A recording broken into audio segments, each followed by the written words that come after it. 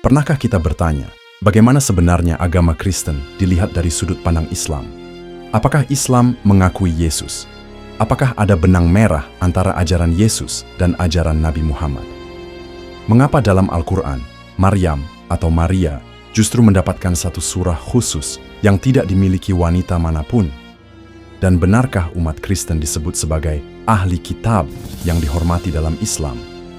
Di video ini, kita akan menelusuri sejarah panjang agama Kristen, sebagaimana yang dijelaskan dalam ajaran Islam. Kita akan mengungkap siapa sebenarnya Nabi Isa menurut Islam, bagaimana misi kenabiannya, bagaimana umatnya berkembang, dan di mana titik-titik pergeseran yang membuatnya berbeda dengan Islam. Kita juga akan menjelajahi bagaimana Al-Quran memandang Taurat dan Injil, dan bagaimana sejarah Kristen dilihat dari kacamata wahyu Islam.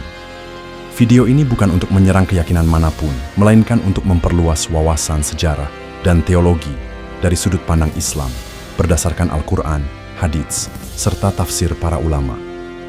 Pastikan Anda menonton sampai akhir, karena setiap bagian dari video ini akan membuka wawasan kita tentang hubungan antaragama yang sering kali dilupakan, hubungan spiritual antara Islam dan Kristen. Kisah kelahiran Nabi Isa dimulai dengan seorang wanita yang begitu suci, yakni Maryam binti Imran. Dalam Al-Quran, tidak ada satupun wanita yang disebutkan namanya secara eksplisit, kecuali Maryam.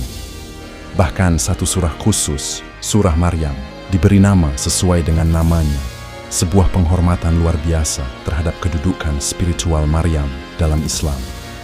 Maryam adalah seorang wanita yang mengabdikan dirinya untuk beribadah di Baitul Maqdis sejak kecil. Ia dibesarkan oleh Nabi Zakaria alaihissalam, yang merupakan pamannya sendiri. Dalam surah Ali Imran, Allah menggambarkan bagaimana Maryam adalah seorang wanita pilihan, suci, dan dimuliakan di atas seluruh wanita dunia. Ia mendapatkan rezeki langsung dari Allah, hingga Nabi Zakaria sendiri keheranan melihat buah-buahan dari musim yang berbeda hadir di mihrab Maryam. Lalu, datanglah peristiwa besar yang akan mengubah jalan sejarah umat manusia. Kabar gembira dari malaikat Jibril. Dalam surah Maryam ayat 16 hingga 21, dikisahkan bagaimana malaikat Jibril datang dalam rupa manusia sempurna, membuat Maryam ketakutan. Ia memohon perlindungan kepada Allah dan Jibril menenangkannya, seraya menyampaikan bahwa ia akan melahirkan seorang anak laki-laki yang suci, bernama Isa. Yang luar biasa adalah Maryam tidak pernah disentuh oleh lelaki manapun. Ia tidak menikah. Ia menjaga kesuciannya sebaik mungkin. Maka ketika mendengar kabar kehamilan ini, Maryam bertanya, "Bagaimana aku akan mempunyai anak, padahal aku belum pernah disentuh oleh laki-laki manapun, dan aku bukan wanita pezina?" Namun Jibril menjawab, "Demikianlah, Tuhanmu berfirman, itu adalah hal yang mudah bagiku." Inilah tanda kekuasaan Allah. Sebagaimana Adam diciptakan tanpa ayah dan ibu, maka Isa diciptakan tanpa ayah, sebuah mukjizat yang menjadi ujian keimanan bagi manusia. Tujuannya bukan sekadar mencengangkan, melainkan menjadi bukti bahwa Allah mampu menciptakan apapun, dengan cara apapun, tanpa batas. Namun kehamilan Maryam membawa tantangan luar biasa.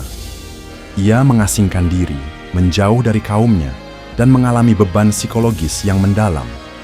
Bayangkan, seorang wanita suci yang dikenal masyarakat sebagai ahli ibadah, tiba-tiba kembali dengan mengandung anak. Ia menjadi bahan fitnah, dihina, dan dicaci, padahal ia tidak pernah berbuat salah. Di saat itulah lahirlah Isa. Dalam penderitaan dan kesendirian, Maryam melahirkan bayinya di bawah sebatang pohon kurma, dalam kondisi kelelahan dan hampir putus asa. Namun Allah menenangkannya. Allah memerintahkan Maryam menggoyangkan pohon kurma, dan dari sana jatuhlah buah segar untuk menguatkannya. Ia juga diperintahkan untuk tidak berbicara dengan siapapun, dan bahwa bayinya sendiri akan berbicara untuk menjelaskan keadaannya. Maka terjadilah mukjizat kedua yang mencengangkan. Bayi Isa yang baru lahir itu berbicara. Dalam surah Maryam, ayat 30-33, Nabi Isa yang masih bayi berkata, "Sesungguhnya aku ini hamba Allah. Dia memberiku kitab dan menjadikanku seorang nabi. Dia menjadikanku diberkahi di mana saja aku berada. Dan dia memerintahkanku mendirikan salat dan menunaikan zakat selama aku hidup, serta berbakti kepada ibuku, dan tidak menjadikanku orang yang sombong lagi celaka. Bayangkan seorang bayi berbicara dengan kefasihan dan ketegasan seorang nabi. Ini adalah penegasan langsung dari Allah bahwa Isa bukanlah anak hasil perzinahan, tetapi seorang nabi yang dilahirkan dengan kemuliaan dan tugas besar. Kisah ini bukan hanya sebuah cerita. Dalam Islam, kelahiran Isa adalah penanda penting bahwa Allah selalu menghadirkan solusi di tengah ujian, dan bahwa seorang nabi bisa lahir dari situasi yang paling sulit sekalipun. Bahkan sejak lahir, Isa membawa pesan penting bahwa ia adalah hamba Allah, bukan Tuhan. Pada tahap ini, Islam sangat menekankan bahwa Isa bukanlah figur mitologis atau simbol semata. Ia adalah manusia sejati, lahir dari rahim seorang ibu yang sangat saleh, tetapi tetap manusia.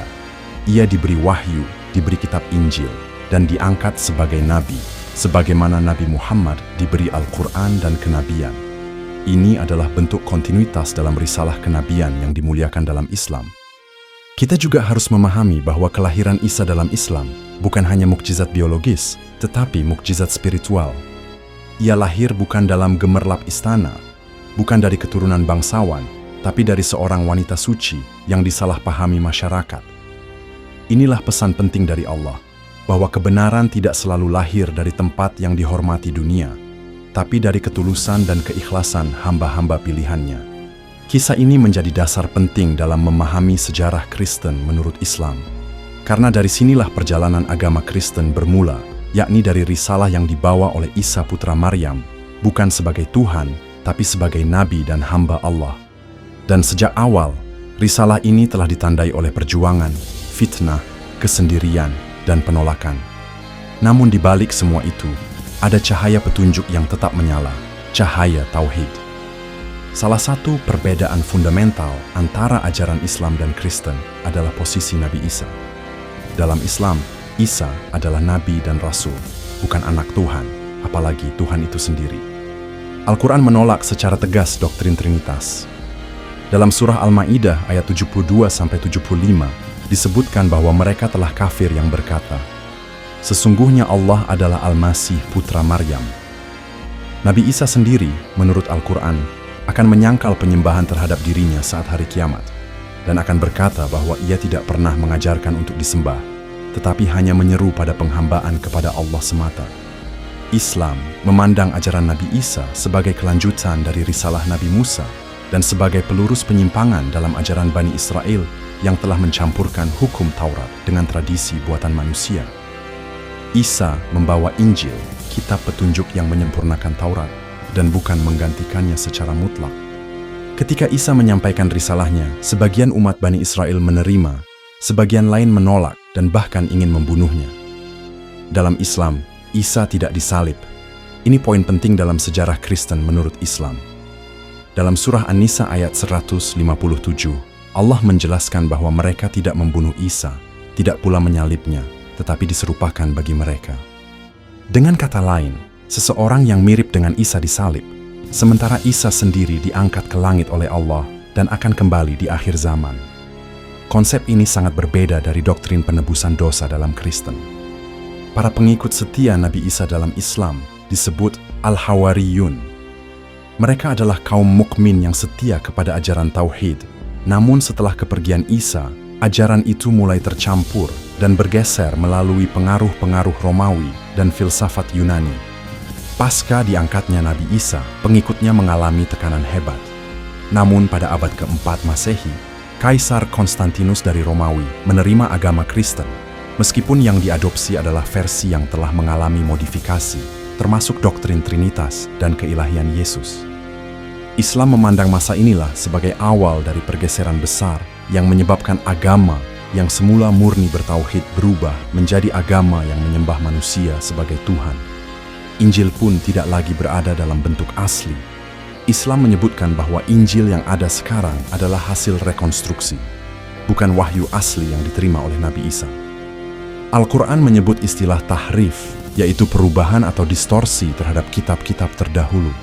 Ini termasuk perubahan redaksi, penambahan dogma, serta penghapusan ajaran asli Tauhid yang menjadi inti dari setiap risalah kenabian. Meskipun demikian, umat Kristen tetap disebut sebagai ahli kitab dalam Islam. Ini adalah bentuk pengakuan bahwa mereka pernah menerima kitab suci dari Allah dan memiliki dasar wahyu dalam sejarah agama mereka. Dalam sejarah, Nabi Muhammad pun menjalin hubungan diplomatik dengan umat Kristen, termasuk utusan dari Najran, yang bahkan diizinkan beribadah di dalam Masjid Nabawi. Ini menunjukkan bahwa perbedaan keyakinan tidak menghalangi Islam untuk bersikap adil dan menghormati agama lain. Salah satu aspek penting dalam sejarah Kristen menurut Islam adalah kepercayaan bahwa Nabi Isa akan kembali di akhir zaman. Dalam banyak hadits syahih, dijelaskan bahwa Isa akan turun kembali bukan sebagai nabi baru, tetapi sebagai pengikut Nabi Muhammad untuk membenarkan ajaran Islam, menghancurkan salib, membunuh Dajjal, dan menghapus jizyah karena tidak akan ada lagi agama selain Islam. Momen ini disebut sebagai penyatuan kembali umat manusia di bawah risalah Tauhid dan penegasan bahwa Isa adalah hamba Allah, bukan Tuhan. Ini akan menjadi koreksi besar atas penyimpangan sejarah dan penutup dari kisah panjang umat manusia. Sejarah agama Kristen menurut Islam adalah kisah yang dalam, kompleks, dan syarat hikmah. Ia mengajarkan kita pentingnya memahami akar perbedaan dengan cara yang berilmu dan beradab. Nabi Isa adalah bagian dari sejarah keimanan kita. Seorang nabi besar yang dimuliakan dalam Al-Quran, bukan untuk diperdebatkan, tetapi untuk dihormati sebagaimana mestinya. Semoga video ini membuka cakrawala berpikir kita, menjadikan kita lebih bijak dalam melihat perbedaan, dan memahami sejarah bukan sebagai jurang pemisah, tapi sebagai jembatan dialog antariman. Kalau kamu merasa video ini bermanfaat, jangan lupa untuk klik like, tulis pendapatmu di kolom komentar, dan subscribe agar tidak ketinggalan pembahasan sejarah Islam dan agama-agama lainnya dari perspektif yang jarang dibahas. Sampai jumpa di video berikutnya. Wassalamualaikum warahmatullahi wabarakatuh.